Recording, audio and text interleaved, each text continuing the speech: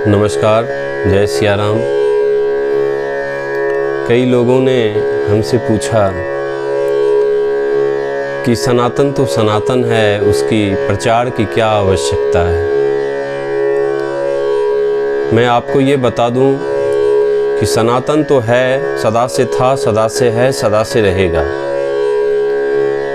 लेकिन सभ्यता के जो इतने उतार चढ़ाव हुए, इतने वर्षों की गुलामी आई भारत में, बहुत सारे जो साहित्य थे वो हमसे अलग कर दिए गए, बहुत सारे रहस्य थे वो हमसे छीन लिए गए और वो रहस्य ही बना रह गया। अभी बाहर से अगर कोई प्रश्न आए, कोई बाहरी व्यक्ति करे, बाहरी संस्कृति वाले करे, तो बात समझ में आती है, उसका निदान है और आसान है। निदान भी आसान है। लेकिन जब अपने लोग जब प्रश्न करने लगे हमारे ही धर्म पर, हमारे ही ईश्वर पर, तब ये जरूरी हो जाता है कि इसे बताया जाए, क्योंकि ये बहुत हार्मफुल होता है। अगर बाहर में कंकर पत्थर अगर बिछा हुआ है तब तो हम आराम से एक जूता पहन सकते हैं और उस पे चला जा सकता है। लेकिन अगर जूते के अंदर में कोई एक ही कंकर, पूरा रास्ता कंकरों पत्थरों से भरा हुआ था बाहर में, लेकिन हमने एक जूता पहन लिया तो हमें उससे कोई लेना देना नहीं था।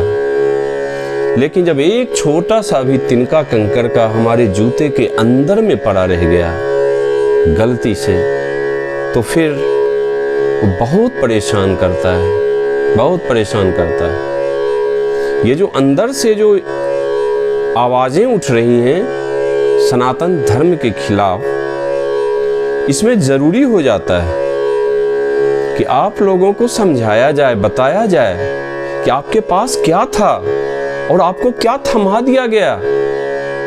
आपके पास अमृत रूपी घड़ा था,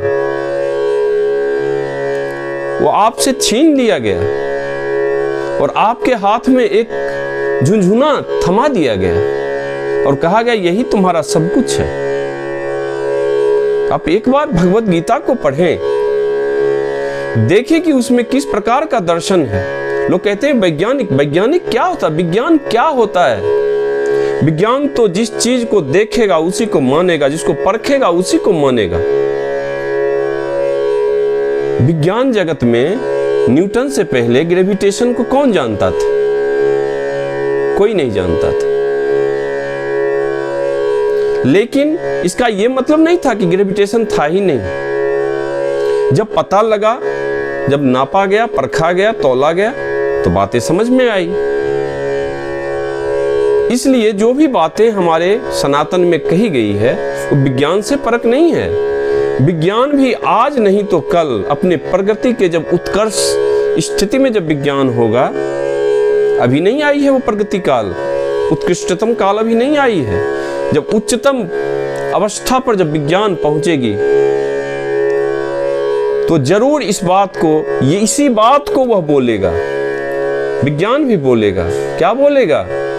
जो हमारे वेदों ने बोला, उपनिषदों ने बोला, अहम ब्रह्मास्मि।